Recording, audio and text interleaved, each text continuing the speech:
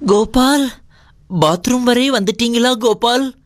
லதா, நாம 2 பேரும் சேர்ந்து ஒரு குழந்தை பெத்துக்கலாமா? கோபால், நடக்காது. அது மட்டும் நடக்கவே நடக்காது கோபால். அப்போ சிரிச்சு சிரிச்சு பேசினது, என் கூட ஆடி பாடினது அத்தனையும் நடிப்பா? சொல்லு லதா, நடிப்பா? இல்லை இல்லை இல்லை.